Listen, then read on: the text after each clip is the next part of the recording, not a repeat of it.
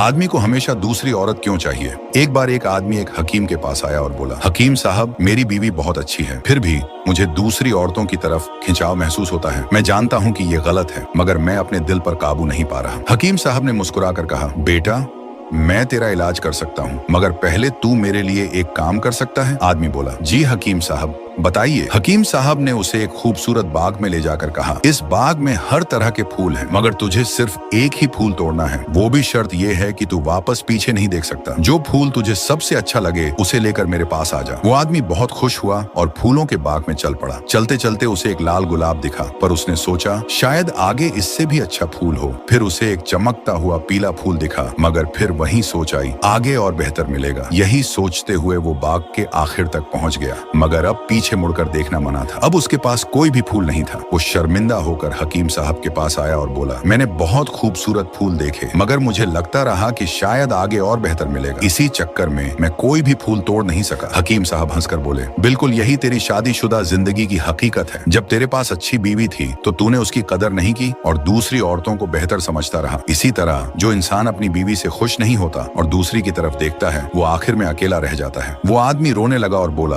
अब मैं समझ गया हकीम साहब, काश मैंने शुरू में ही उस गुलाब को चुन लिया होता। अल्लाह ताला हमें अपनी बीवी और अपनी नियामतों की कद्र करने की तौफीक दे। आमीन।